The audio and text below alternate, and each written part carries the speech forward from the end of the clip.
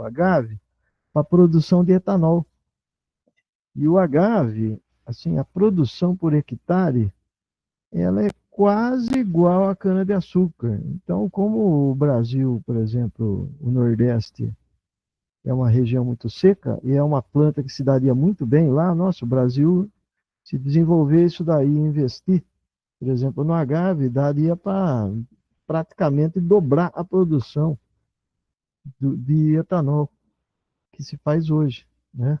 Então, isso daqui, ó, é um negócio bastante interessante, né? Então, esse paper aqui fala disso, né?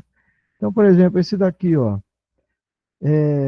álcools de cadeia mais longa são combustíveis promissores aí para motor de ignição por compressão. Substituir, por exemplo, ou estar misturado com o diesel ou com biodiesel, coisa do tipo, né? Esse daqui é um paper interessante que trata disso aqui, ó, né? Esse daqui, por exemplo, esse daqui é sobre a questão de atomização dentro da câmara de combustão com de biocombustíveis, né? Então, esse paper fala disso. Ó, esse daqui, por exemplo, quando você faz a fermentação da cana-de-açúcar, por exemplo, para você obter o butanol, o processo de fermentação que se faz é esse processo aqui, ó, ABE, que onde se obtém a acetona, o butanol e o etanol na proporção molar de 3 para 6 para 1. Então, o etanol é o etanol normal, só que a gente obtém pouco nesse processo, né? A acetona é usada para uma porção de processo e o butanol, que é o componente que mais sai desse processo, é aí que é esse tipo de processo que a gente retira o butanol. Então, o butanol, ele também pode ser uma fonte sustentável aí no caso, né? Então, agora,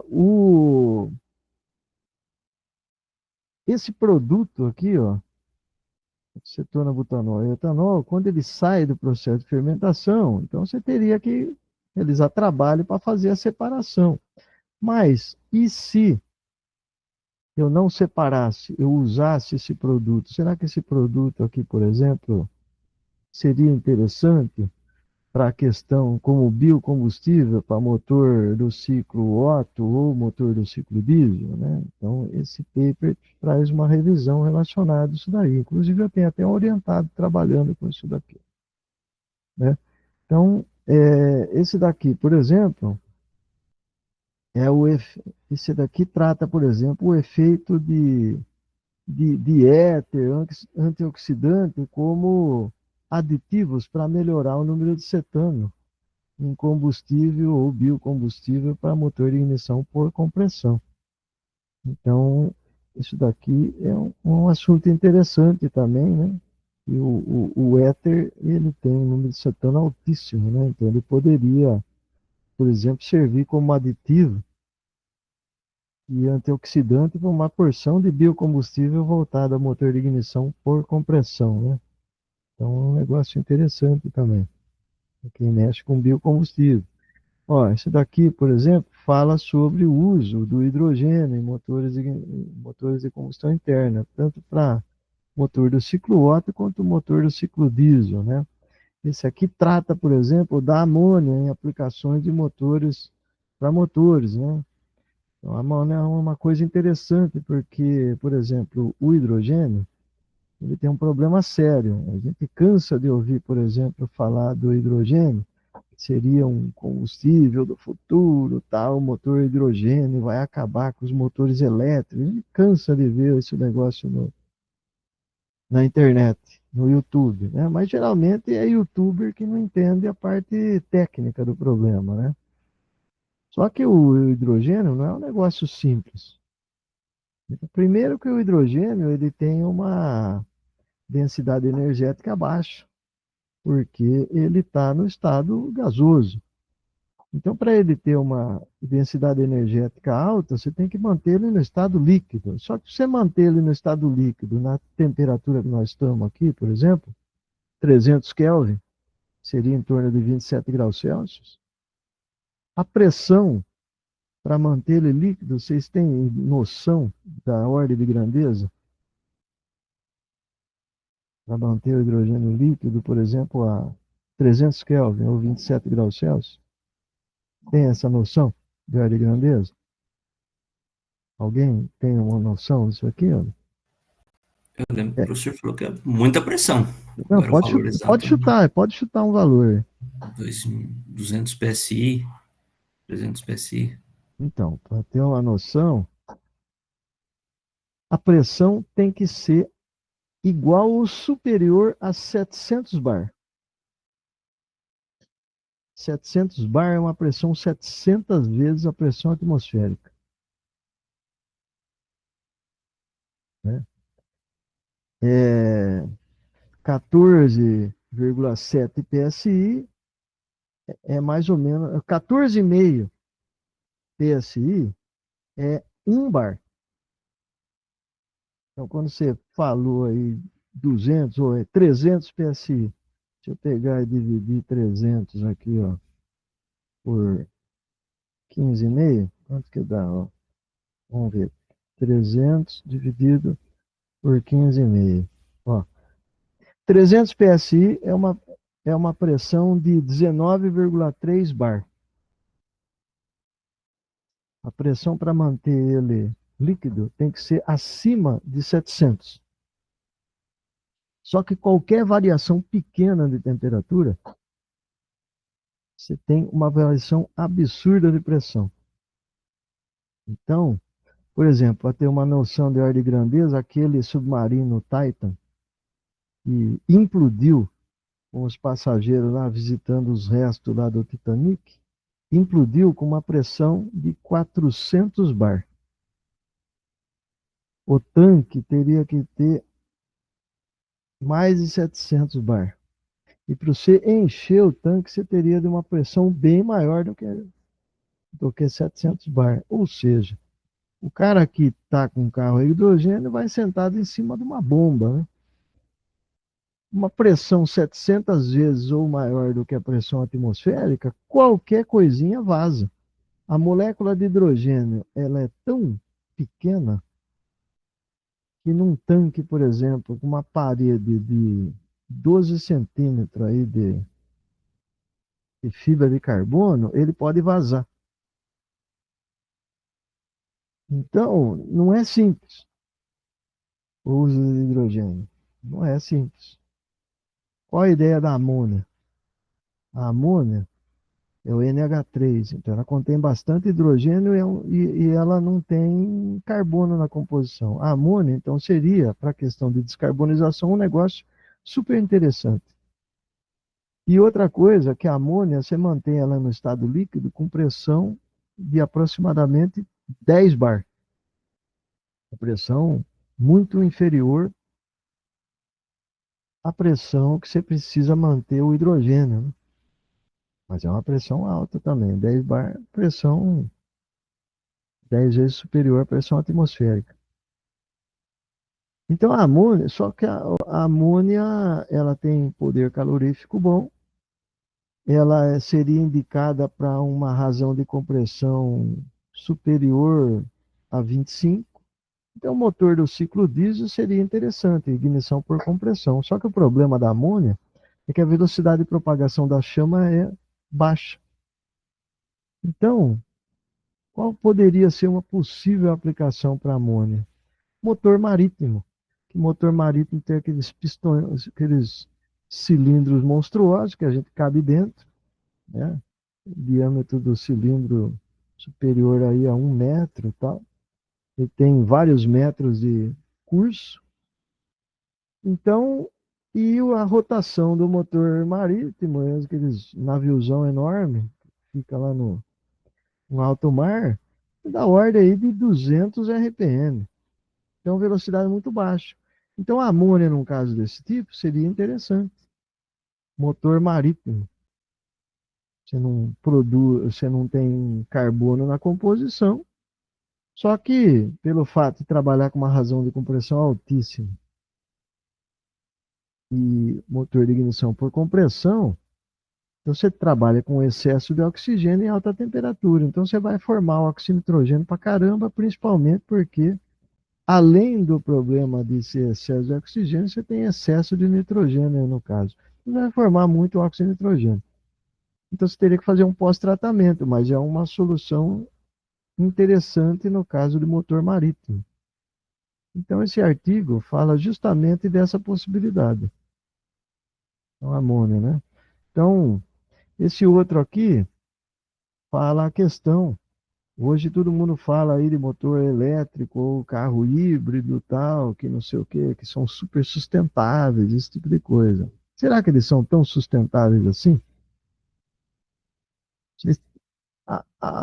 Próximo como se falava. Então é isso. Então esse artigo fala justamente isso aqui, ó. Então tem uma porção de, se vocês quiserem até, eu até ponho uns documentários aqui que fala sobre o lado escuro da, da transição energética, né? Que ninguém fala, né? Questão aí da mineração, todas essas coisas. Por exemplo, o Trump, ele, o que ele quer do Brasil? Terra rara. Se nós já estamos numa crise hídrica, tá faltando água pra caramba, como é que você vai explorar lítio como eles querem? É complicado, né? Explorar tudo quanto é terra rara aí. Então o Brasil vai ficar que nem aquele negócio aqui no Chile, ó. Isso aqui, ó. No lugar de mineração é isso aí, ó. Não tem como ser sustentável um ambiente assim, porque você não volta, né? Como é que ficou a mineração do ouro lá na Amazônia? A mineração de ouro na Amazônia. Olha aqui, ó. Olha como é que fica. Acaba com a floresta. Só que não tem retorno. Contamina tudo com chumbo, né? Contaminação aliás, por Mercúrio. mercúrio, isso, mercúrio. E o mercúrio na cabeça, complicado, né? Aquelas lesão no cérebro, né? O cara fica completamente retardado, né? É isso, ó. Estão acabando com as águas dos rios amazônicos. É isso aqui que fica, ó. Mineração de ouro. E assim vai. Ó, mineração de. Aqui, ó. Cobalto. Cobalto, por exemplo, no Congo.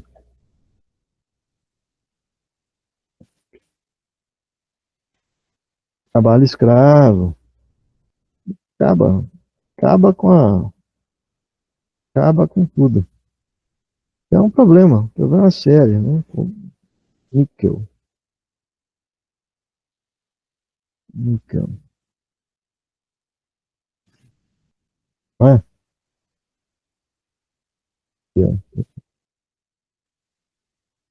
Acaba com. Olha, acaba com o dente. E assim vai. O Brasil virar um quintal dos Estados Unidos aí para exploração de minério, acaba com a nossa indústria automobilística, vai vir tudo de fora, né?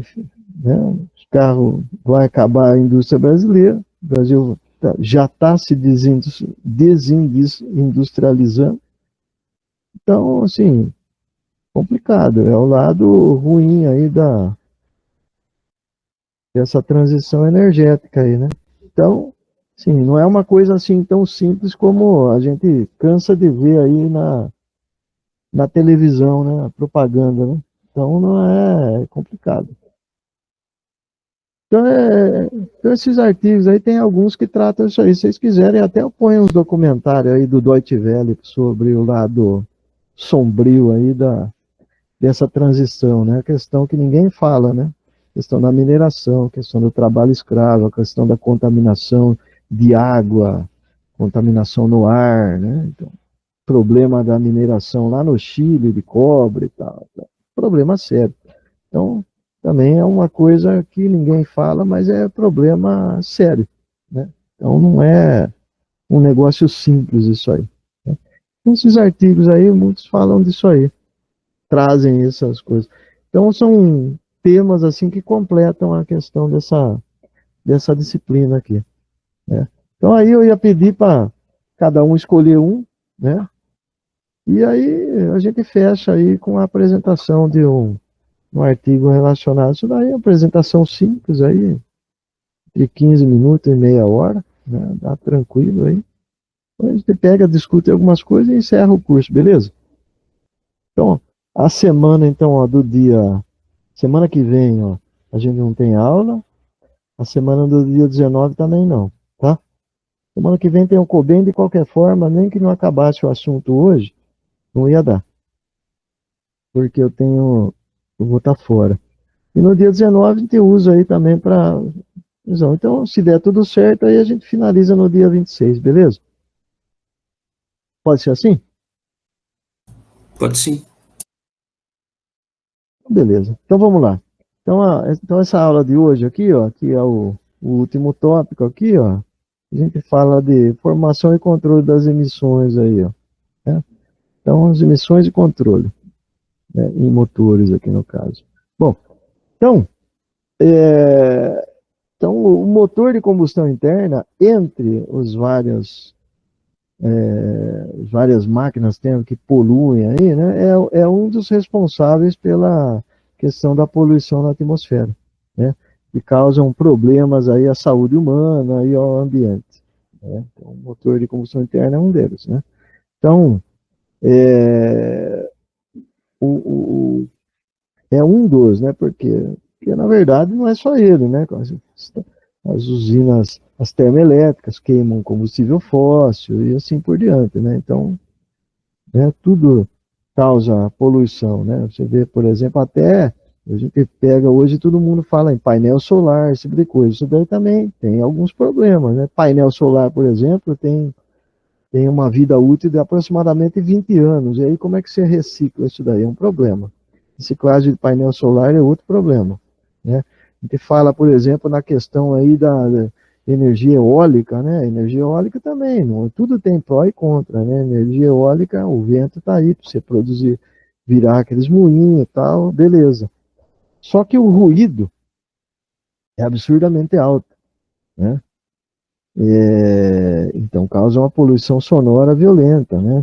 Então, nesses lugares tem aquelas fazendas eólicas também, quando pega, por exemplo, aquelas migrações, pássaro migratório, né? Então, aquelas pás, elas têm mais ou menos uns 150 metros de comprimento, né? Então, na ponta dela, a velocidade é uma velocidade sônica. Então, o ruído é extremamente alto e pássaro migratório também naquelas pás e morre, né? Então tem muito problema, né?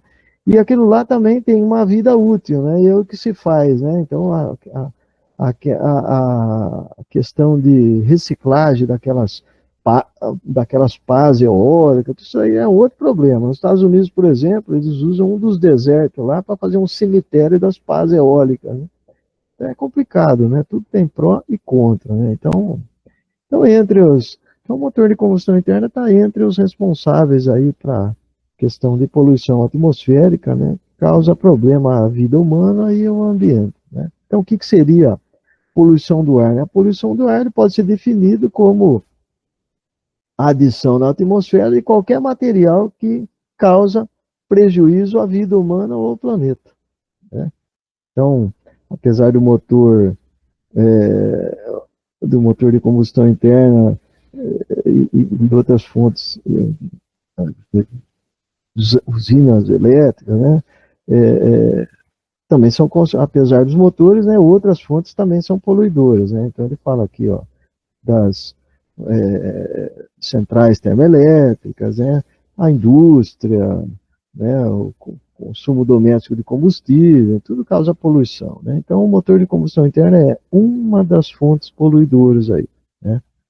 Agora, de onde vem a poluição no motor? Então, mecanismo de formação dos poluentes aí dos motores de ignição por centelha, né? Os gasolina. Então, no caso aí, né? De onde vem, né? Poluição vem da combustão incompleta, né? Então, a gente viu lá os dispositivos que preparam a mistura, né? Então, produz a carburação, processo de carburação. Então, você tem carburador, você faz a carburação mecânica, né? O processo de carburação é mecânico. Quando você tem a injeção eletrônica, por exemplo, então a dosagem de ar e combustível é feita eletronicamente, né? O microprocessador lá, adequa a melhor quantidade de ar e combustível para a questão lá. Então, se a combustão fosse uma combustão completa, quais os produtos da combustão? Seria CO2 e água. O nitrogênio, teoricamente, não faria parte da reação, porque o nitrogênio ele é um gás inerte, né? Só que, na verdade, isso aí não ocorre, né? Por quê? Porque toda combustão é incompleta. Você injeta combustível líquido, aí você tem que ter, você consome energia para ele mudar de fase. Então, parte do combustível consegue mudar de fase, parte não consegue mudar de fase. Então, por exemplo, quando você tem uma mistura extremamente rica, o que acontece, né? Parte do combustível continua no estado líquido, você não consegue queimar ele por completo. Você tem os hidrocarbonetos não queimados, né? Como você tem uma mistura que não é homogênea, você tem aí regiões que são bem pobres em combustível, né? Então rica em oxigênio, então aí você vai formar o CO2. E regiões que são mais pobres em oxigênio. Quando você não tem a quantidade de oxigênio suficiente, você não vai você não vai formar o CO2, você vai formar o CO, monóxido de carbono, que é um problema, né? E na verdade o nitrogênio, que seria um gás inerte, que é um gás inerte, ele é um gás inerte, por exemplo, à temperatura ambiente que nós estamos aqui. Então ele não reage com nada. Só que o nitrogênio, se a gente for observar, a ligação dele é uma ligação tripla, né? Então você tem o átomo de nitrogênio com outro átomo de nitrogênio, você tem tripla ligação. Então o que acontece? Essas ligações duplas e triplas, as ligações π, elas são ligações frágeis. Se você der bastante energia de ativação, não precisa ser muita energia de ativação, ela quebra. E a câmara de combustão é um lugar ideal para isso. A temperatura de câmara de combustão de motor de ignição por centelha é da ordem de 600 graus. Ignição por compressão é da ordem de 900. Então, você tem nitrogênio em excesso, ele vai quebrar a ligação. Então, ele vai reagir com alguma outra coisa. Qual é o outro gás aí que você tem em excesso dentro da câmara de combustão? O oxigênio.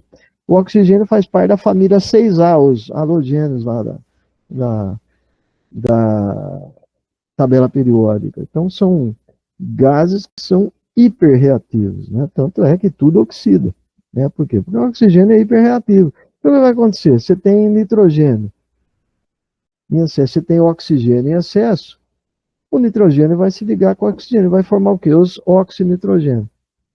Então, sempre você vai ter uma combustão incompleta e você sempre vai formar CO, sempre vai formar HC, sempre vai formar oxinitrogênio. Então, é disso que trata esse capítulo aqui, ó.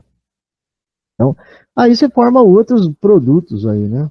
O acetileno, aldeído, uma série de outros produtos aí que também eles não são assim tão estáveis, né? Então eles também se dissociam durante o processo aí.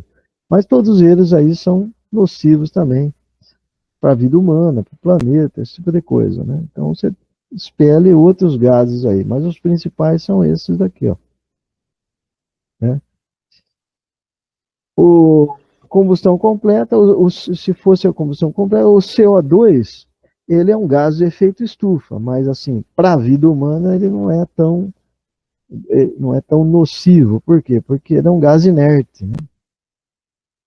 Ele não é um gás inerte, então ele não causaria tanto dano para a vida, né? E o vapor da água, claro que não, né? Não teria problema nenhum, mas esses daqui são problemáticos, né?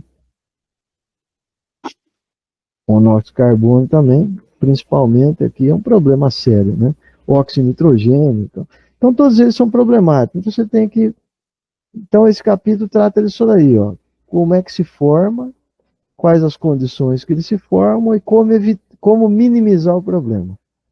Controlar. É isso que trata esse capítulo aqui, ó. Então, monóxido de carbono, né? O que seria o monóxido de carbono? É um gás sem cor nenhuma, né? Assim, incolor, né? Uma densidade muito semelhante à do ar, e ele é nocivo, né? Um gás nocivo aí no caso, né? Quando inalado. Por quê? Porque o CO, ele tem muita afinidade com a hemoglobina, e quando ele se liga com a hemoglobina, ele não permite o transporte do oxigênio, então a pessoa morre asfixiada, né?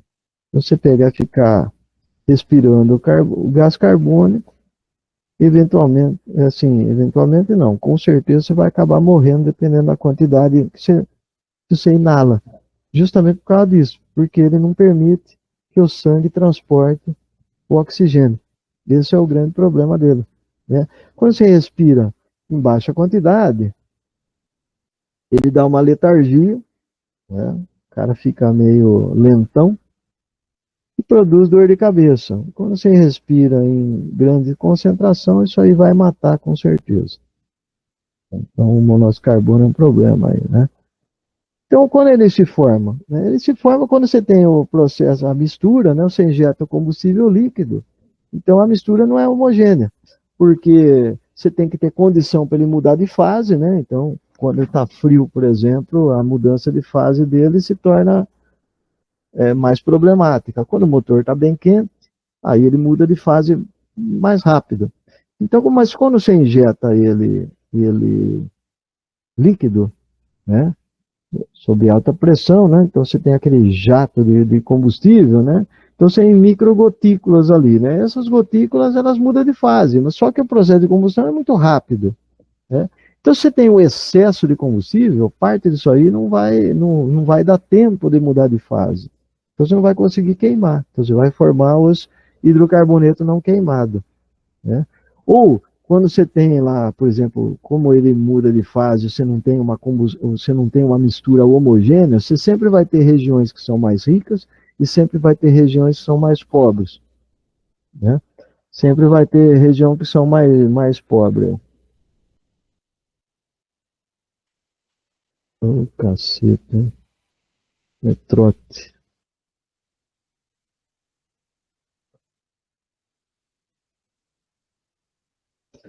É, então, espera um pouco aqui. Não sei se recebe ligação de trote bancário. Meu telefone Direto. ficou o dia inteiro tocando. Cara. Esqueci de botar ele no mudo aqui.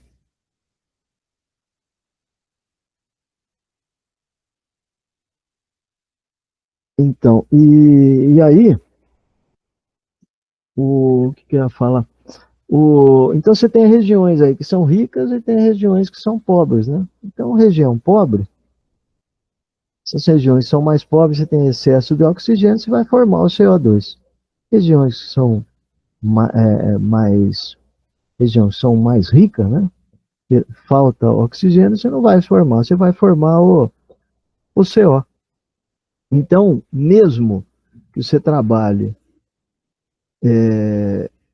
na, na região estequiométrica ou com o lambda superior a 1, ou seja, excesso de oxigênio, você sempre vai formar CO, sempre.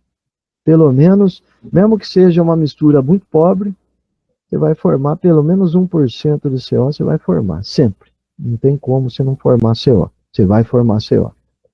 Então, quando você tem uma mistura com excesso de combustível, aí você vai formar bastante CO. Então, esse é um problema, né? Os HC, os hidrocarbonetos não queimados, né?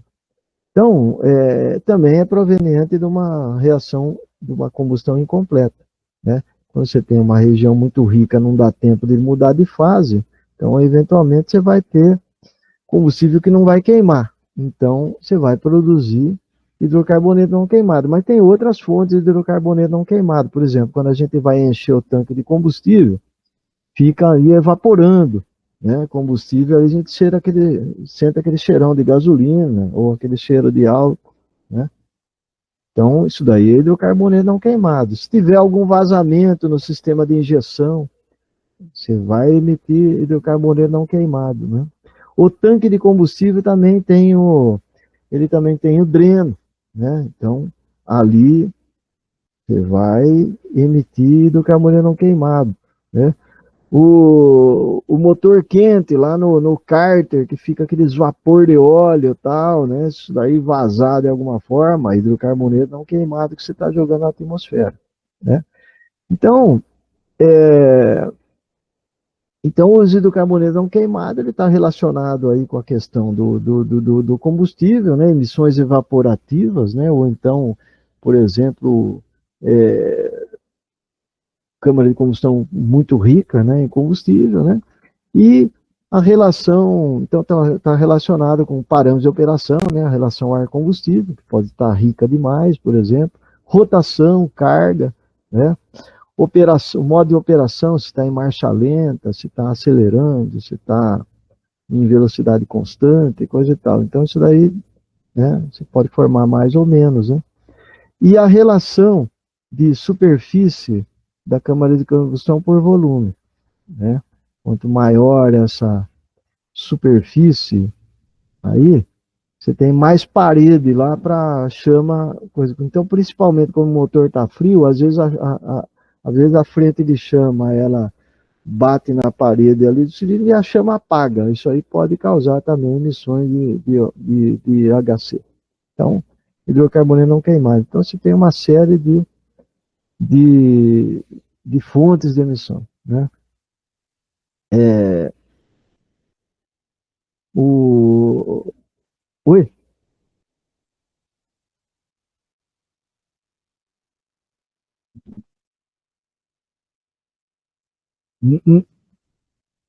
Isso.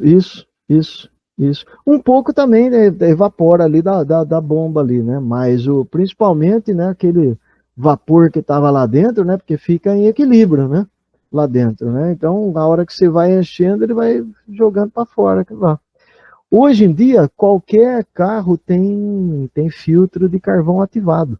Por que a gente não pode encher até a boca, que nem antigamente o pessoal falava assim, vou fazer a média de combustível e enche até a boca do tanque. Isso não pode fazer. Por quê? Porque se hoje todo carro tem um filtro de carvão ativado, né? Antigamente você tinha o dreno, então você sempre estava lançando HC na atmosfera. Então, para minimizar isso daí, hoje todo carro moderno hoje tem filtro de carvão ativado. Se você encher até a boca, o que vai acontecer?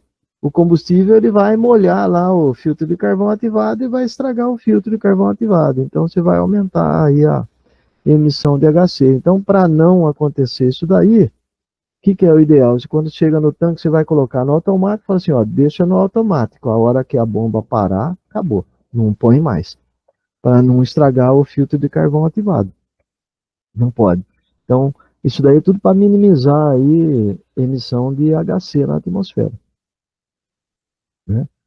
Óxido de nitrogênio, né? O óxido de nitrogênio, quando que ele vai formar? Então, aquilo que eu tinha comentado, o nitrogênio, ele é um gás inerte, só que se você tiver energia de ativação suficiente, ele quebra a ligação.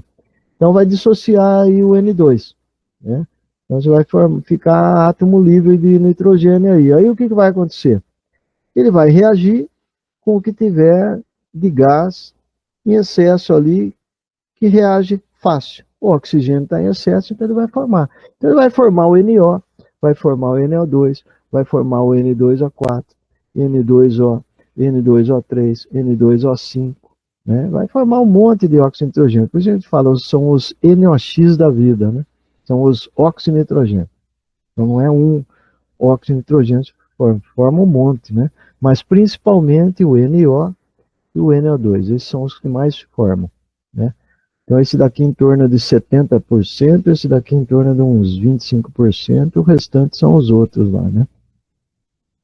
Só que esses outros aqui, ó, durante o processo, eles degradam e formam. Então na atmosfera, principalmente, o carro lança no cano de escape esses dois, principalmente o NO, o óxido nítrico, né? Principalmente esse daqui, ó. Esse daqui é o que mais se lança no cano de escape, né?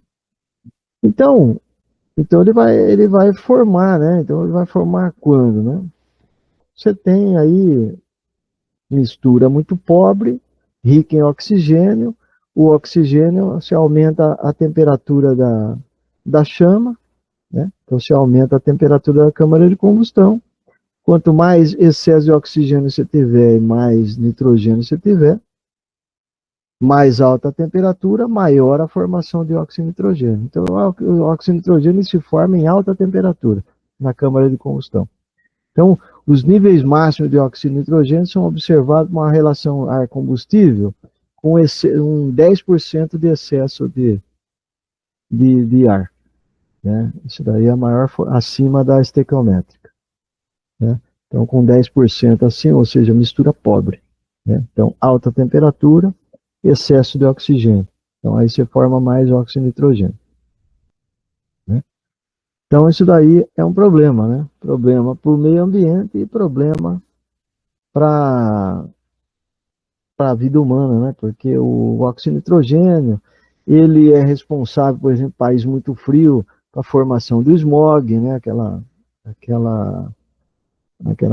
fumaça branca que dificulta aí a visualização. O óxido de nitrogênio, ele irrita a mucosa, né? Então ele pode causar problema aí pulmonar. Então quem tem bronquite, asma, por exemplo, pode piorar, né? Então o óxido de nitrogênio é um problema. Não pode ficar emitindo, né? Principalmente motor diesel, que trabalha com mistura extremamente pobre, aí a formação de óxido de nitrogênio é maior ainda, né? Porque os motores de ignição por centelha, a gente trabalha principalmente esses motores com injeção eletrônica, todos eles trabalham com lambda igual a 1, ou seja, na relação estequiométrica. Você vai formar bastante óxido de nitrogênio.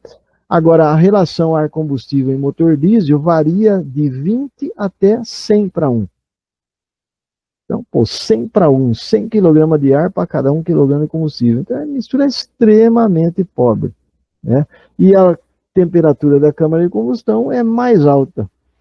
Então, você tem muito mais oxigênio livre e temperatura muito mais alta na câmara de combustão. Excesso de ar. Então, você tem excesso de nitrogênio, você tem excesso de oxigênio. Então, a formação de óxido de nitrogênio é maior ainda. Então, pelas normas atuais, a gente vai ver quando a gente for estudar controle das emissões que o catalisador não dá conta. Então precisa de mais coisa aí. Nós vamos ver isso aí, né? Como é que minimiza. Então o óxido de nitrogênio também, subproduto aí de combustão incompleta, em alta temperatura e mistura pobre, né? Então os mecanismos de formação do óxido nítrico aqui são esses daqui, tá? Então, assim, o óxido de nitrogênio se forma principalmente, então, alta temperatura e excesso de ar. A fumaça, o particulado, que é um motor diesel, né? Como é que ele se forma? Qual o principal mecanismo de formação? Durante o jato, lembra que a gente tinha mostrado na aula passada o jato de combustível, né? Ó, deixa eu ver uma coisa aqui, ó. A gente tinha mostrado aqui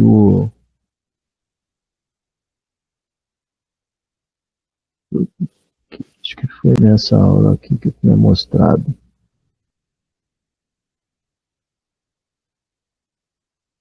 Aqui, ó.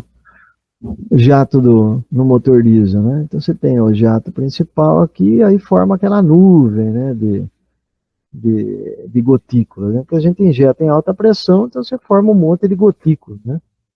Então, se você tiver movimento de ar, então aqui espalha mais, fica mais fácil de você mudar de fase, né? Mas o óleo diesel, os combustíveis aí semelhantes ao óleo diesel, eles são pouco voláteis, né? Então, você demora mais aí para mudar de fase, né? Então, você tem uma combustão heterogênea, então você precisa ter uma pressão muito mais alta dentro da câmara, por isso que ele trabalha com razão de compressão muito alta, e tem que ser um combustível que não resiste a alta pressão e temperatura para ele pegar fogo, né? Então, número cetano alto, né? Então, você tem um monte de gotícula aqui, ó, quando ele entra, quando ele atinge a temperatura e pressão suficiente para pegar fogo, ele vai pegar fogo. Então, você tem um monte de núcleo aqui, é uma combustão heterogênea, né? Como você tem excesso de oxigênio aqui, ó, excesso de nitrogênio e temperatura extremamente alta, você vai formar bastante aí óxido de nitrogênio aí no caso, né? Então, durante a formação do jato aqui, ó, durante a dissociação do hidrocarboneto, você vai quebrando as ligações, porque você tem temperatura muito alta, né? Então, é propício para você quebrar as ligações aí. Você vai formando outros elementos antes de queimar. Um dos elementos que se forma no jato do diesel aí, ó, principalmente durante o período do atraso de ignição, um dos componentes que se forma é o acetileno, C2H2. Né? E durante esse processo, ele polimeriza e ele perde também o hidrogênio, então ele forma partícula sólida, né? Então ele sofre um processo de dehidrogenação e polimerização, então ele forma partícula sólida de carbono. Então, quando você tem um monte de partícula sólida, então aquela fumaça que sai de motor diesel é isso aí, ó, né? Fumaça ou particulado, né? Então, isso daí dá problema pulmonar, pode dar câncer, né? Ficar respirando isso daí. É pior aí quem tem, por exemplo, problema pulmonar, tinha asma, bronquite, isso daí piora o processo, né? Dificulta a visão, né? Porque você fica com um monte de coisa, então fica difícil de se enxergar, né? Você fica um monte de partícula sólida no ar, né? Então é um problema. Partícula sólida é um problema, né? Então são uma das coisas que se forma aqui. Então o mecanismo de formação de partícula sólida é isso aí. Durante o atraso de ignição, um dos componentes que se forma é o acetileno, e o acetileno vai sofrer aí processo de polimerização e de hidrogenação, aí vai formar partícula sólida de carbono, que é o principal constituinte do particulado aí que a gente fala, né, da fumaça preta do motor diesel, né?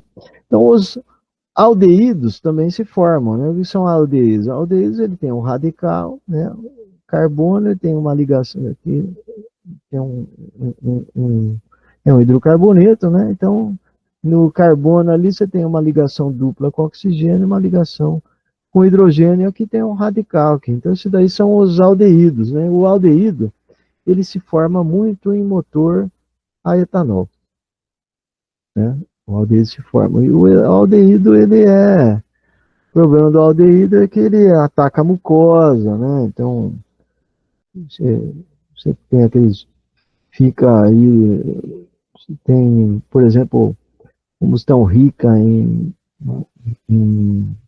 etanol, né? Você está com processo de combustão muito rica, então forma aquele, tem aquele cheiro característico, né, de escapamento de carro movido a etanol. Então, isso daí é o aldeído, né? Então, o aldeído ele vai formar, né, com o diesel também, ou mesmo na gasolina, mas principalmente quando você trabalha com 100% de etanol, você vai formar bastante aldeído. Esse é o principal poluente de motor movido a etanol, né?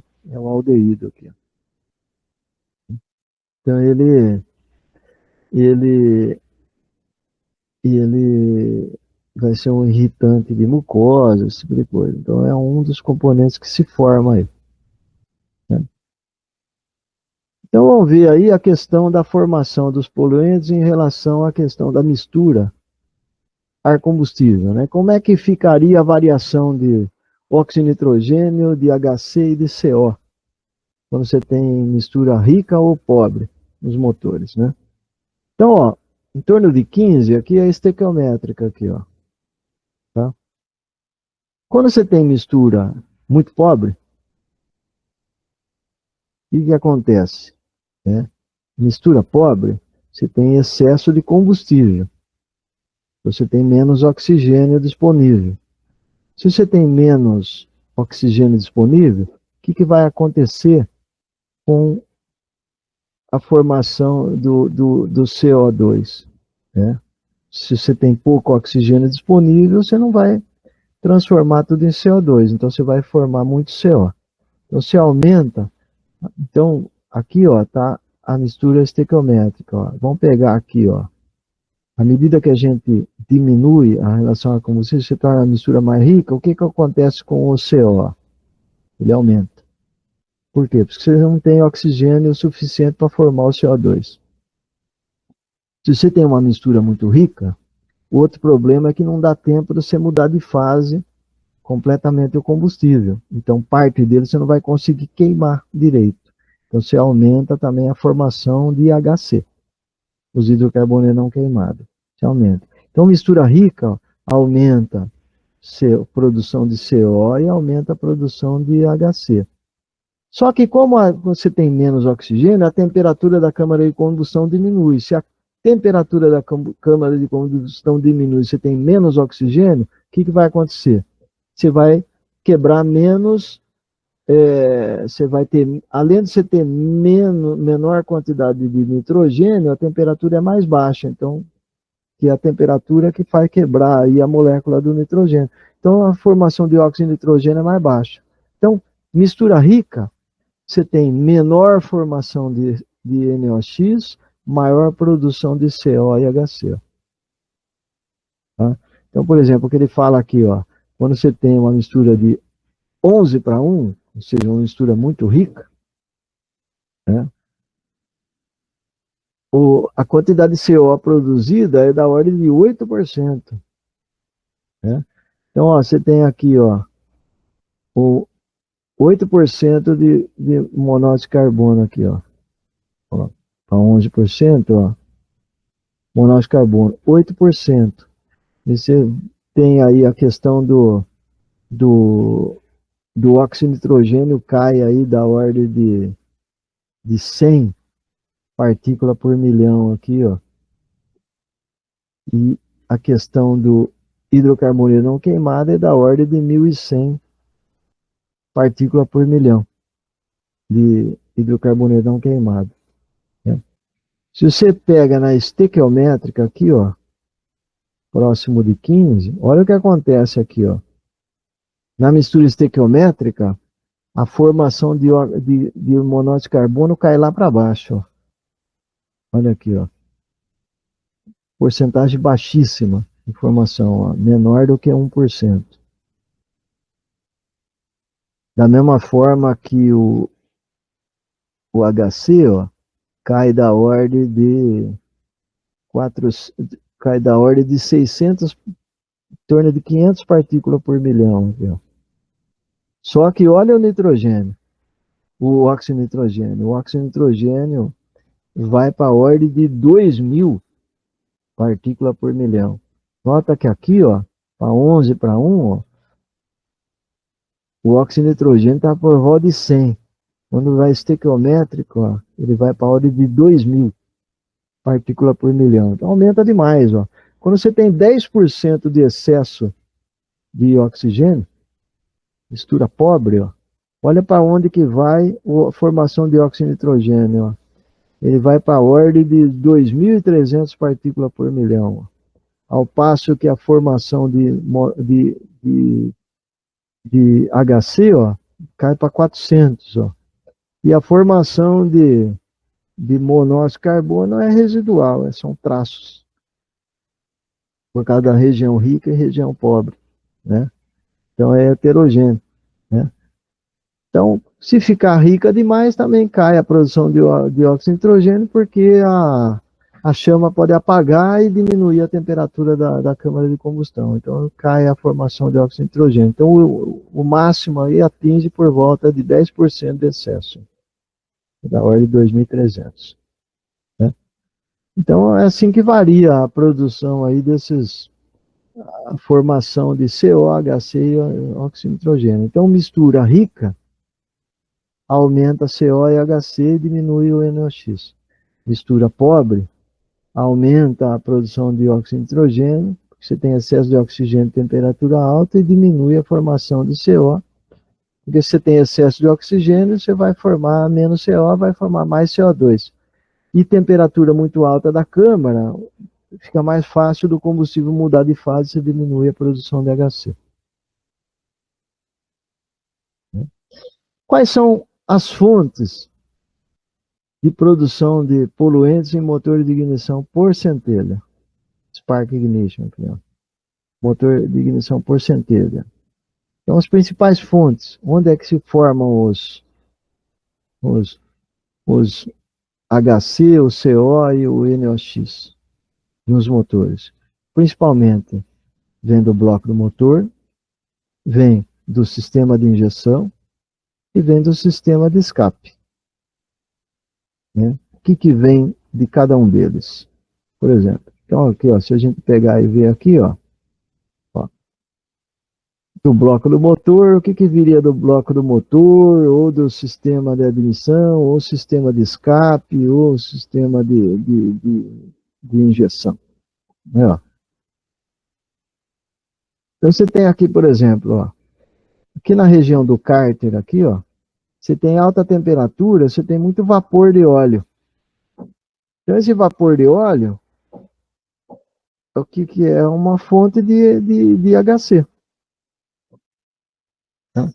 Então, como você tem o movimento do pistão aqui, ó, a pressão aqui fica muito alta. Então, você tem que ter um mecanismo de recirculação de gás.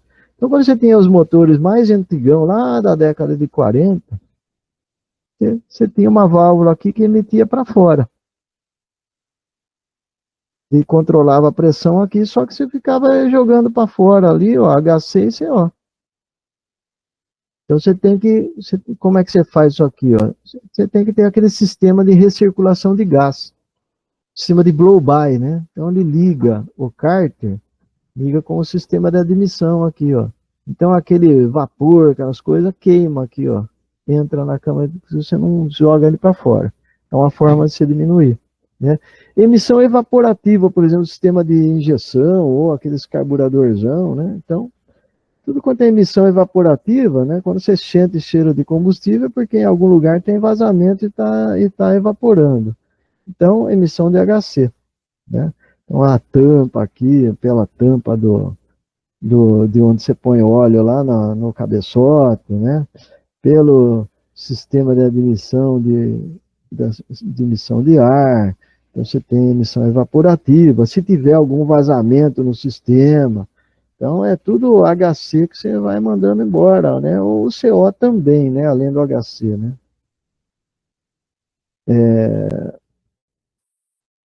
Por quê, né? Porque na câmara de combustão, a pressão muito alta aqui, você tem aqui, os anéis de compressão e raspador de óleo. Então o gás ele passa através dele e comprime o cárter aqui. Né? Então você vai ter emissão de CO também, né? No cano de escape, se tiver vazamento, você vai emitir lá o CO, o HC, o óxido de nitrogênio. Se o combustível fosse a gasolina, por exemplo, a gasolina no Brasil já não tem mais chumbo. Mas tem lugar que você usa o chumbo tetraetila para aumentar a octanagem da gasolina. Então, em lugares que ainda utilizam o chumbo tetraetila, pelo cano de escape, além dos três aqui, o CO, HC e o óxido de nitrogênio, você também emite chumbo. A gasolina nossa, por exemplo, a octanagem é controlada pela quantidade de etanol que você mistura. Não tem mais chumbo tetraetila, então a gasolina brasileira não emite mais chumbo. Tá? No cano de escape. E emissões evaporativas aqui do tanque, né? Então, aqui pela tampa ou pelo respiro. Então, você tem que controlar isso daí, ó, né? Então, as emissões lá no bloco do motor, né? Então, quando você tem aqui, ó, a combustão aqui, ó, então parte do gás ele vaza aqui e comprime o cárter, né? Tanto no processo de compressão quanto no processo de expansão do gás. Então aqui você tem aqui HC e CO aqui, nessa região aqui, ó. Você tem que ter um sistema de controle dessas emissões, um sistema de recirculação de gás aí. O sistema de blow-by é para isso, né? As emissões evaporativas, ó, então, de 15% a 25% total das emissões evaporativas é de vazamento e tanque de combustível, né? Então, o sistema é vazamento do sistema de injeção e do tanque de combustível. Então, como é que você faz, né? O tanque de combustível, hoje a gente usa aí filtro de carvão ativado, né? Procura isolar ele para ele ter uma temperatura mais baixa e evitar ficar evaporando, né? Então, emissões evaporativas no tanque. Nem o sistema de injeção, né? Principalmente quando tinha carburador, a emissão era bem maior. Hoje o sistema de injeção ele é mais isolado, mas você sempre tem um vazamento, coisa do tipo, né? E pelo sistema de admissão ali também você tem retorno ali e tal. Então, emissões evaporativas aí, então é fonte de emissão de HC, né? Então, no sistema de exaustão, né, no cano de escape, né, o que se forma? Então, aquilo que eu tinha comentado. Como toda a combustão é incompleta, você sempre vai formar HC, quando você tem, por exemplo, uma mistura rica, ou, por exemplo, você tem ali dependendo da condição de carga, rotação ali e tal, né? Às vezes você pode, o motor está frio, por exemplo, então apaga a chama na superfície fria ali da câmara de combustão, então você aumenta a formação dele do carboneto não queimado, né? Então você sempre vai formar, né? Então você tem que, em projeto de motor, uma forma de minimizar é sempre diminuir a relação de área por volume dentro da câmara de combustão. Então isso daí ajudaria a diminuir, né? Você trabalhar com razão de compressão mais alta, a temperatura da câmara vai ser maior, então vai diminuir a produção de HC também, né? Mas sempre vai formar HC, né? Monóxido de carbono, mesma coisa, né? Então ele é produto de uma combustão incompleta. Então, embora no sistema de injeção eletrônica a gente sempre trabalha com a relação estequiométrica, mas mesmo assim as emissões de CO vão ser superiores, igual, em torno de 1% aí no caso, né? Sempre vai formar. Por quê, né? Porque você tem região que é mais rica e região que é mais pobre, porque é uma mistura heterogênea. Então, em região onde você tem menos oxigênio disponível, você sempre vai formar o CO, né? Sempre, né? E o óxido de nitrogênio, ele vai formar quando? Em alta temperatura. Então, quando você tem uma mistura muito pobre, você forma mais porque a temperatura da câmara de combustão aumenta pelo excesso de oxigênio, né? Então, aumentando, você tem mais nitrogênio disponível, que você tem mais ar, você tem mais oxigênio disponível, que você tem mais ar, e ainda por cima, você tem temperatura mais alta na câmara, então dissocia mais nitrogênio, então você vai formar mais óxido de nitrogênio aí. O óxido de nitrogênio você vai formar. Emissões de chumbo é quando você tem aquela gasolina que usa o chumbo tetratila para aumentar o poder antidetonante, a octanagem, né? Então, no Brasil isso não acontece, né? Mas tem países que ainda usam, né? Como é que a gente vai controlar essas emissões, então? Ó, quais são as fontes? As fontes das emissões são essas daqui, ó. Bloco, você tem o sistema de injeção e você tem o sistema de escape, exaustão. Então é aí que a gente vai atacar para fazer o controle das emissões. Então, por exemplo, o que a gente pode fazer? Então, a gente pode mexer no projeto da câmara de combustão, visando uma combustão mais completa, para minimizar, por exemplo, a formação de CO, HC, dióxido de nitrogênio. Você vai, então você pode mexer então na câmara de combustão, você pode mexer nos parâmetros, né? Então, mexendo na câmara de combustão, automaticamente você está mexendo na relação de superfície por volume, então vai diminuir aí a produção de HC, esse tipo de coisa, né? E você pode fazer um tratamento dos gases da combustão, né? E pode também mexer no combustível. São as três formas que a gente, mais fácil de visualizar aí, que a gente poderia mexer para minimizar as emissões. Então, com relação ao primeiro aqui, ó, modificação dos parâmetros de motor e os parâmetros de operação. Então, quando você pega aí, por exemplo, você mexe no projeto da câmara de combustão, você está mexendo na relação de superfície por volume ali, ó. Então, isso daí, então, e você ter as condições, você ter, aumentar aqueles mecanismos de movimento dentro da câmara, tudo visando o quê? Uma combustão mais completa. Se a combustão for mais completa, você vai formar mais CO2 e água. E vai formar menos HC e CO. Né? Então se você diminuir a relação de superfície por volume, você diminui a formação de HC. Né? Se você tiver uma combustão mais completa, você vai diminuir a produção de CO e HC também. Então, por exemplo, quando você pega um motor de injeção direta, por exemplo, por que você... no motor de injeção indireta, a pressão de injeção é da ordem de 3 a 5 bar de pressão. É dessa ordem de grandeza. Quando você pega um motor de injeção direta, como, por exemplo, esses motor TSI da Volkswagen, a pressão de injeção é da ordem de 200 bar. Tanto que você tem que ter uma bomba de alta pressão ali, ó, na ordem de 200. Por que a gente usa... É usual em motor de injeção direta você trabalhar com uma pressão extremamente alta. Por causa do seguinte, quanto maior a pressão de injeção, menor é o diâmetro de gota. Quanto menor o diâmetro de gota, mais fácil o combustível muda de fase. Então, como você está injetando diretamente na câmara, diretamente na cabeça do pistão, você tem menos tempo para a mudança de fase ali, porque você está injetando direto na cabeça de combustão. No outro caso, você injeta na corrente de ar que vai ser admitida. Você injeta antes do pé da válvula. No caso de injeção direta, não. Você injeta em cima da cabeça do pistão.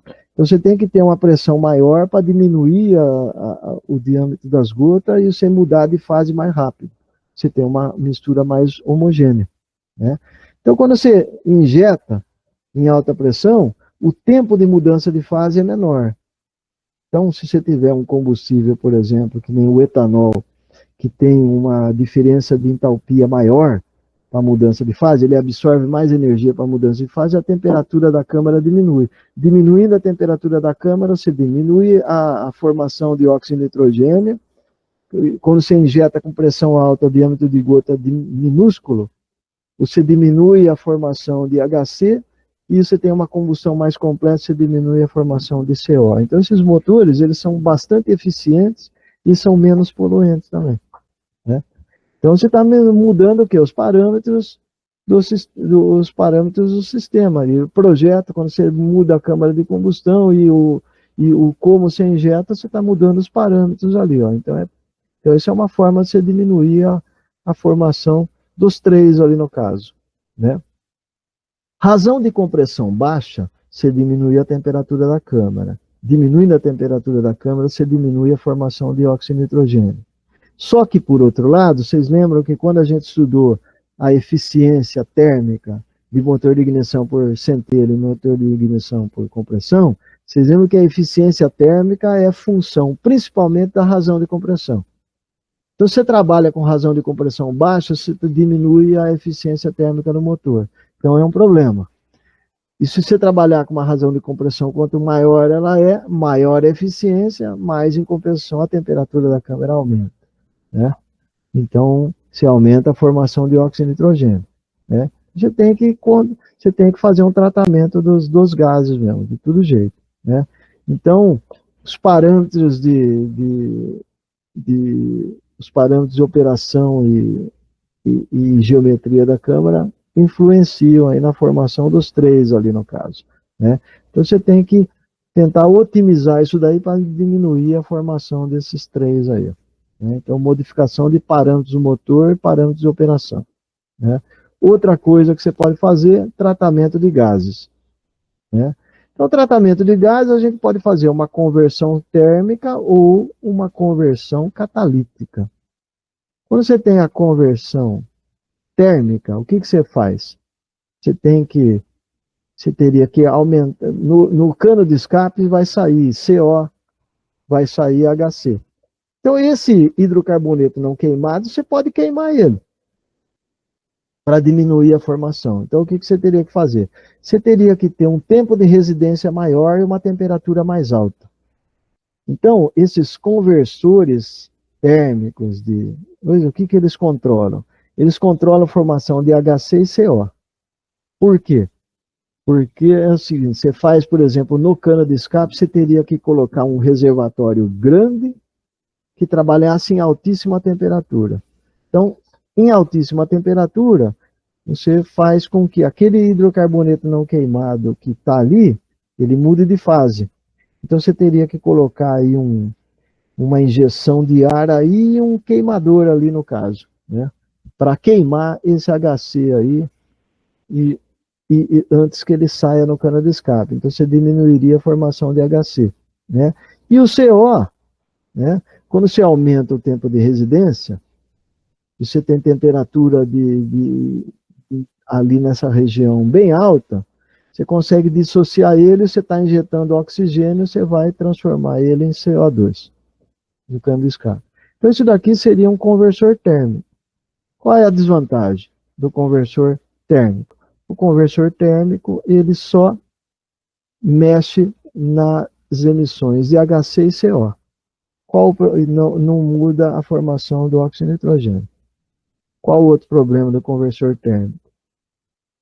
Você aumentar a velocidade de reação, você tem que manter uma temperatura muito alta. Então, o conversor térmico, você ter essas reações aqui para formar o CO e queimar o HC ali, você teria que ter uma temperatura acima de 600 graus Celsius. E você tem um tempo mínimo, muito pequeno, para reação, da ordem de 50 milissegundos, para reduzir o HC.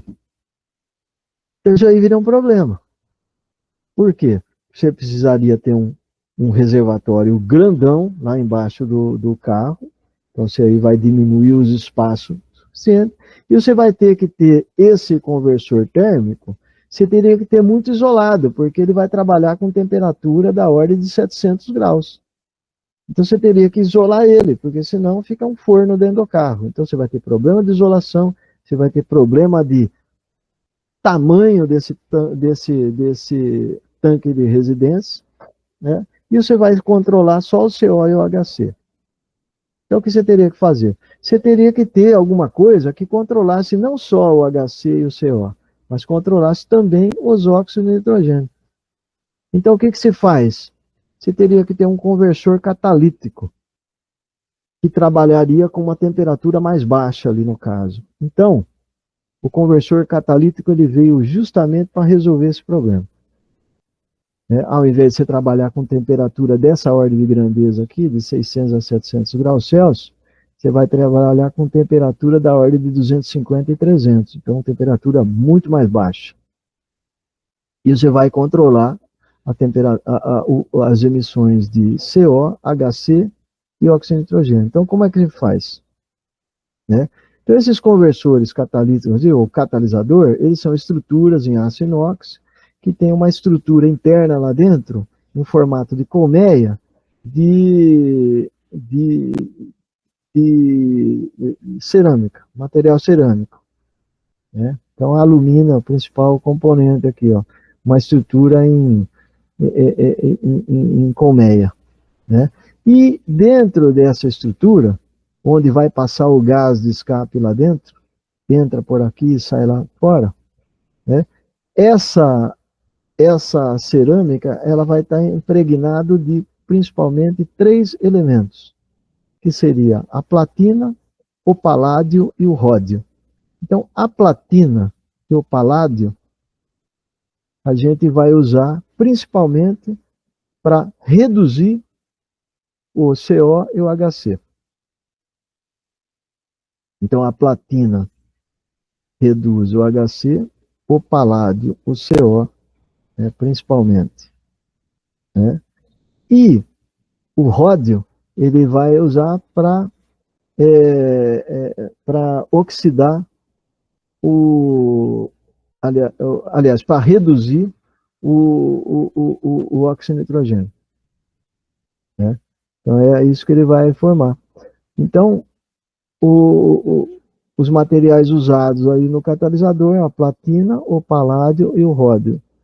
Então, paládio reduz aqui o CO e o HC, né? A platina, principalmente os hidrocarbonetos não queimados, e o ródio promove a reação com o óxido de nitrogênio e vai reduzir ele. Né? Então, vai formar... Então, as reações aqui, ó, então, na redução do óxido de nitrogênio aqui, ó, ele vai eliminar o nitrogênio e o CO2, né? E vapor d'água, né? E na reação do CO aqui, ele vai oxidar aqui, do CO ele vai formar o CO2, e o HC sendo oxidado, né?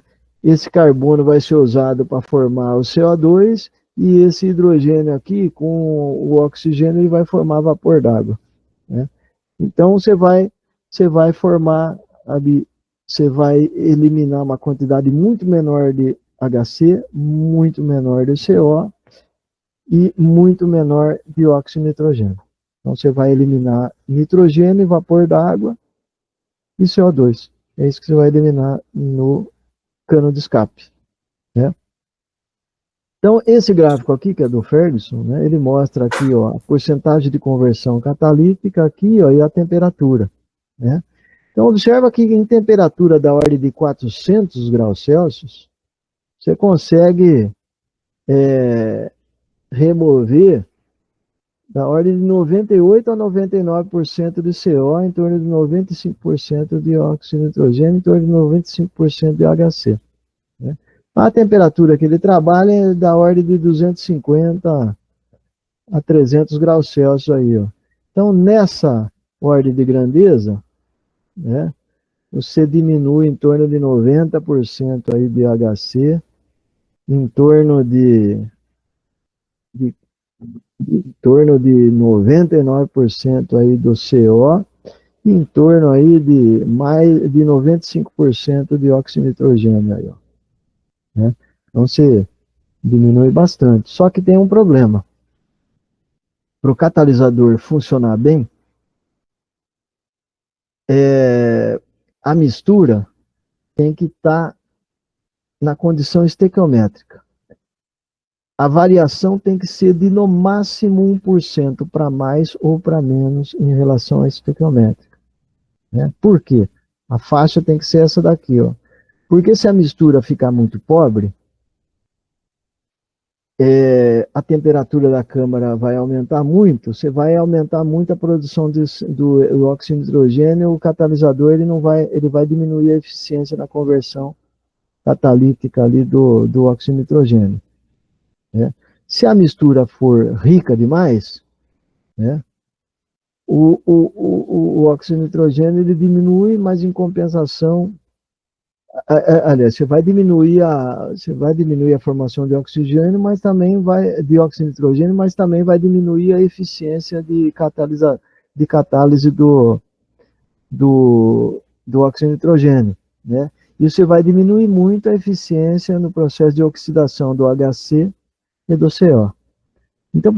Então, o ponto ótimo aí, que daria maior eficiência de processo de catálise do óxido de nitrogênio, do HC e do CO, seria dentro da região estequiométrica aqui, ó. Então, você vai ter que ter um sensor que vai detectar isso daí, pela quantidade de oxigênio. Então, você vai ter que trabalhar com a sonda lambda, que é o sensor de oxigênio. Por isso que hoje em dia, todo carro trabalha com sonda lambda, e alguns trabalham com mais de uma sonda lambda. Um antes do catalisador e um depois do catalisador. Então, porque o controle da mistura tem que ser muito rigoroso, o lambda igual a 1 aqui, ó. Porque você diminuir as emissões aqui, ó. Porque não pode ser nem muito rica, senão você vai eliminar, você vai diminuir muito a eficiência aliás, nem muito pobre, senão você vai diminuir muito a eficiência de catálise do óxido de nitrogênio, e nem muito rica, que senão todos os três você diminui demais a eficiência. Aí, né?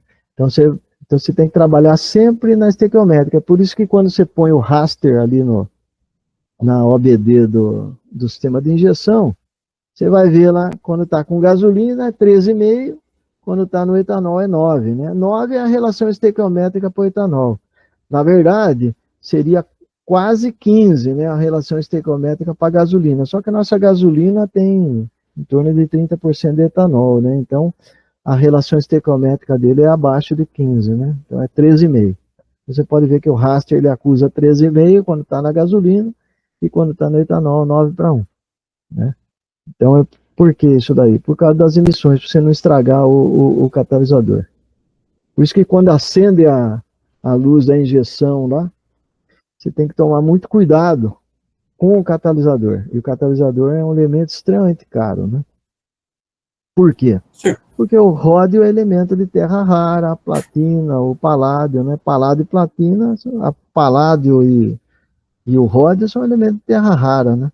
Então, é muito caro no mercado. E a platina também é extremamente caro, porque você não tem ele em excesso no meio ambiente, né? Então, é por isso que tem tanto roubo de catalisador, né? Os caras pegam aquela estrutura em colmeia, né? Eles quebram inteiro ali para vender isso daí para os fabricantes para reciclar, ó, o ródio, o paládio e a platina. Né? O que você ia perguntar, Dani? É eu, professor. Johan. Ah, o Johan. É uma dúvida. Então, aquela água que sai do escapamento significa que o catalisador está fazendo um bom serviço, ou o combustível é Não, ruim? qualquer reação de combustão, o que você produz? CO2 e água. Então a Certo. água sempre vai fazer parte do processo. Uhum. Sempre vai fazer parte do processo. Não tem como você eliminar a água. Porque é da própria reação de combustão. O hidrocarboneto ou o ar dá o quê? CO2 mais água. Se a combustão for incompleta, você vai formar menos CO2, vai formar mais CO, vai formar o HC também, porque parte dele você não vai conseguir queimar. E o nitrogênio, que seria um gás inerte, né? Você vai quebrar a ligação, porque a temperatura ali é muito alta, ele vai reagir com o oxigênio. Então, o óxido de nitrogênio também sempre vai formar, mas a água sempre vai formar, não tem como você eliminar isso aí, porque é do próprio processo de combustão. Combustão completa dá CO2 e água. Não tem como você eliminar. Sempre vai ter. Sempre vai ter água. É, A água no estado líquido é que a temperatura ali na saída da combustão é da ordem de 600 graus, mas à medida que ela vai passando pelo cano de escape, ela vai diminuindo a temperatura, né? Então lá na saída a temperatura é extremamente mais baixa, então ela condensa. Ela muda de fase, então sai vapor d'água, mas também sai condensado. É.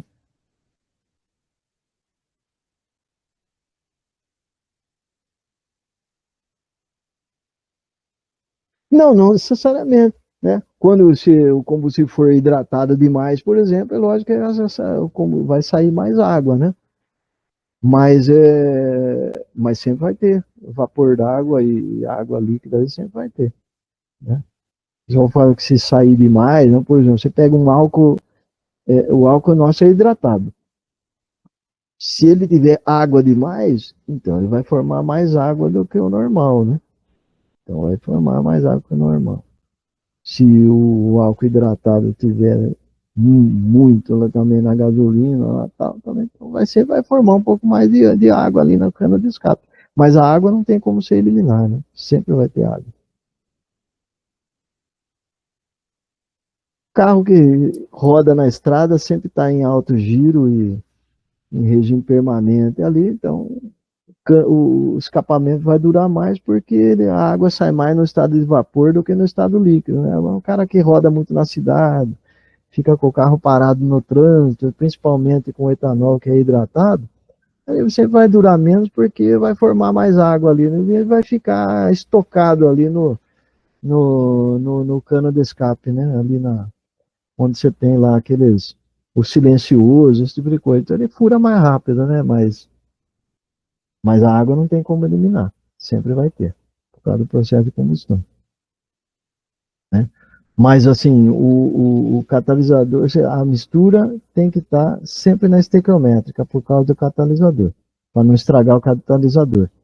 Se a mistura estiver rica demais, você pode impregnar o catalisador, aí ele vai para o saco. E o catalisador é caríssimo, né? Muito caro. E se ele tiver estragado também, tem um monte de sensor que depende dele, né? Então, os parâmetros de injeção vão ficar todos regulados, então ele não pode estar estragado, né? Tem que trabalhar na estequiométrica, ele também não pode estar impregnado, né? E o combustível, né? O combustível, você pode ter combustível para eliminar, para emitir menos CO e HC, né? Por exemplo, você pega um combustível no estado gasoso, né? Por exemplo, o metano ou o propano, por exemplo, como ele já está no estado gasoso em temperatura ambiente, ele já entra no estado gasoso, então você vai formar menos HC, porque você não precisa mudar de fase, ele já está no estado de vapor superaquecido. E o CO, né? Também, com a mistura vai ser muito mais homogênea, você vai formar menos CO também. Então, esses carros a gás, ele forma muito menos CO e HC do que um carro a gasolina normal, que você injeta combustível líquido, né? Então, o nível de emissão de CO e HC vai cair para cacete, né? O óxido de nitrogênio vai permanecer, né? Porque, na verdade, o óxido de nitrogênio ele forma da dissociação do nitrogênio, que é a função da temperatura, né? Dentro da câmara, né? E quando ele se dissocia, ele mistura com o excesso de oxigênio, então ele sempre vai formar óxido de nitrogênio. Então o NO você não vai mudar, mas o HC e o CO, quando você está com o motor movido ou a metano ou a propano, por exemplo, aí vai diminuir bastante, né? Então, o controle de óxido de nitrogênio, né? Como é que a gente controla o óxido de nitrogênio, né? Você pode controlar pelo catalisador, que a gente já falou, né? Você diminuir a temperatura da câmara, você teria que diminuir a temperatura da câmara, porque ele sempre forma em alta temperatura. Então, além do catalisador, outras formas de controle, de diminuir a emissão de óxido de nitrogênio, é você injetar água dentro da câmara, né? Quando você injeta água dentro da câmara, você vai diminuir ali a temperatura. Diminuindo a temperatura, você diminui aí a formação de óxido de nitrogênio, né? Outra forma de você mudar seria a questão do EGR, né? O que é o EGR? É o Exhaust Gas Recirculation, né? Sistema de recirculação de gás. Então, o que você faz? Aquele gás inerte que está saindo no cano de escape, você desvia uma parte dele e põe lá dentro da câmara de combustão. Então, o que vai acontecer? Como esse gás é inerte, ele não vai queimar. Não queimando, você diminui a temperatura da câmara. Diminuindo a temperatura na câmara, você diminui a formação de óxido de nitrogênio. Essa é a ideia. Então, principalmente motor do ciclo diesel, se usa muito o sistema EGR, né? Só que também você vai diminuir também a potência. Por quê? Porque você vai injetar uma determinada quantidade de gás que não vai queimar, né? Então você também diminui aí a potência, porque a energia liberada vai ser menor, né? Agora, e a quantidade de EGR? Como é que ela funciona, né? Então, ó, quando você 15% de EGR, você diminui absurdamente aqui a quantidade de partícula por milhão aqui, ó. do óxido de nitrogênio aqui, ó. 15%, ó, 500 partículas por milhão. 10% de EGR, ó, vai para em torno de 1.500. 5%, ó, isso na condição estequiométrica, ó, da ordem de 2.600, 2.700 aí, ó. 0% você vai na faixa de 3.800 partículas por milhão aí no caso, né? Então, assim, só que o caso é o seguinte, se você também, do mesmo jeito que se você aumentar muito a condição de EGR, você vai diminuir bastante a formação de óxido de nitrogênio, por outro lado, você também pode aumentar a produção aí de HC e CO, né? Porque se você tem gás inerte, parte do combustível não vai queimar, você aumenta a condição de HC, né? Uma combustão incompleta também aumenta a produção de CO. Né? Então você tem que balancear isso daí. Ó. Então, em geral, aí, ó, o EGR não passa mais ou menos aí de 5 a 10%. Aí, não passa disso. Né? Agora, então isso daí, ó, tudo que a gente falou até agora é motor de ignição por centelha. E motor que trabalha com uma mistura extremamente pobre, como é o caso do motor diesel, como é que se faz? Né? O motor do ciclo Otto, ignição por centelha, a relação estequiométrica para gasolina é em torno de 15, a relação estequiométrica para o etanol é em torno de 9 para 1. Né? Agora, o motor diesel, ele trabalha com uma mistura extremamente pobre. Ele trabalha com relação da ordem de 20 para 1 até 100 para 1. Né? 100 kg de ar para cada 1 kg de combustível. É uma mistura extremamente pobre. Como você tem excesso de oxigênio, a temperatura da chama vai ser maior ainda. Né? A temperatura diabática da chama, né? Então vai ser maior. Então a temperatura mais alta dentro da câmara de combustão, você quebra aquela tripla ligação do nitrogênio. Então você tem excesso de nitrogênio com ligação quebrada e você tem excesso de oxigênio para ligar com esse nitrogênio e formar óxido de nitrogênio. Então o catalisador ele não vai dar conta. Você diminui a formação. Então ele por outro lado, excesso de oxigênio, você vai emitir muito mais CO2 do que CO em relação ao motor de ignição por centelha, você vai emitir menos HC em relação ao motor de ignição por centelha. Só que, por outro lado, o óxido de nitrogênio vai aumentar absurdamente. Né? Então, o que se faz? Né? Você teria que ter um pós-tratamento. E o que seria esse pós-tratamento? Você teria que ter, no cano de escape, um tanque de residência, e nesse tanque de residência você teria que injetar alguma substância para você diminuir a formação do óxido de nitrogênio. E qual seria essa substância? Essa substância seria o que a gente chama de Diesel Exhaust Fluid, os DEF. Né? Então, você poderia injetar aí, no caso, amônia ou ureia. O problema da amônia é que a amônia ela é extremamente reativa e ela é muito tóxica para a mucosa, né? Então o que a gente usa é uma solução que usa a ureia, que também tem muito hidrogênio e tem muito nitrogênio. Então o que se faz?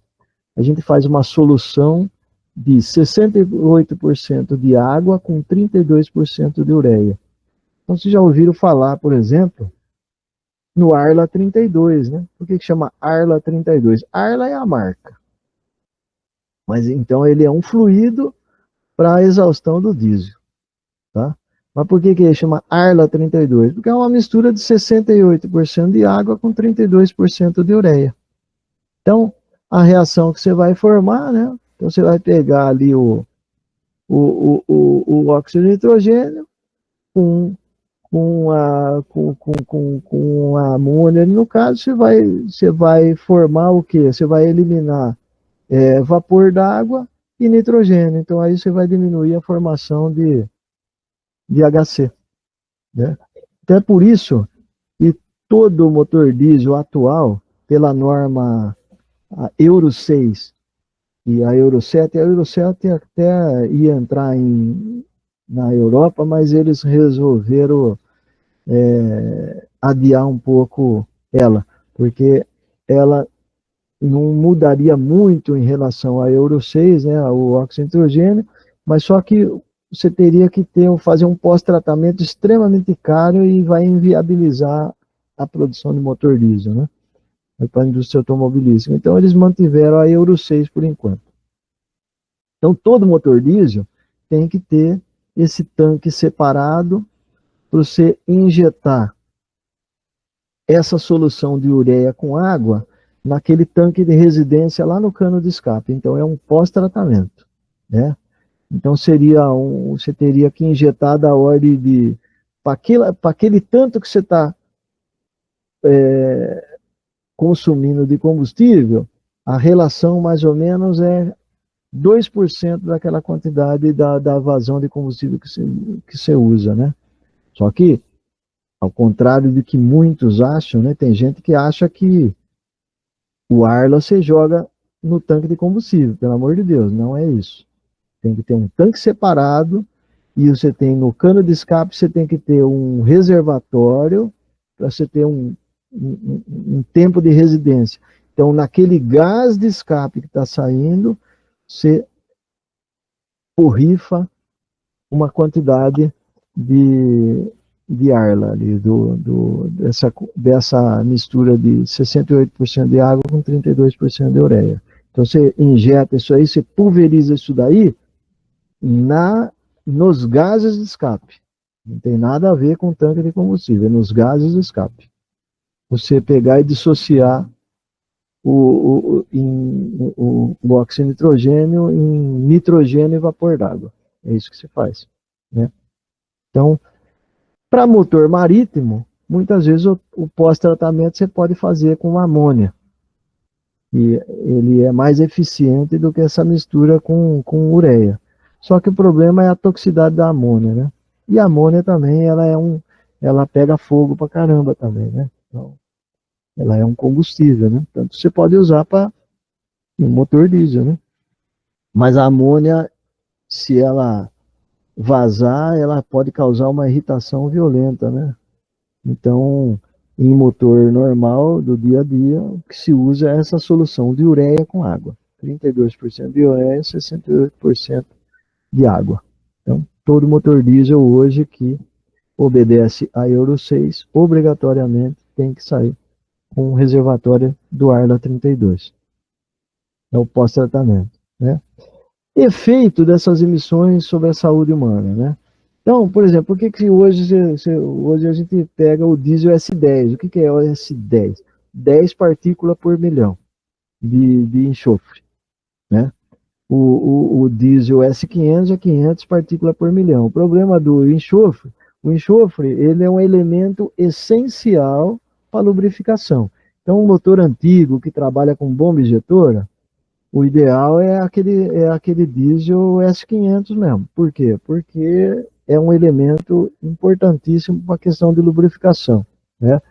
O biodiesel, a lubricidade dele é maior que a do óleo diesel. Então, quando você mistura biodiesel no óleo diesel, você aumenta a lubricidade, né? Mas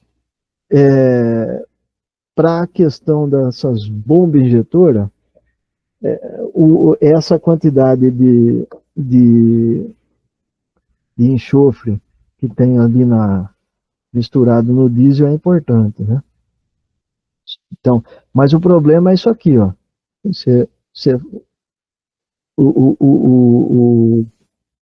O enxofre, você vai formar os dióxidos de enxofre, né? E o dióxido de enxofre, em contato com a água, vai formar ácido, né? Esse é o problema, né? Então, esses compostos sulfurosos aí, ó, eles dão problema aí para quem tem bronquite, asma aí, ele agrava o problema, né? Então, o dióxido de enxofre, né? Monóxido de carbono, eu já tinha comentado, né? O problema grande do monóxido de carbono é a afinidade que ele tem de combinar com a hemoglobina, né? Então, ele forma aí essa carboxihemoglobina aí que não deixa não permite o transporte de oxigênio, então a pessoa morre asfixiada, né?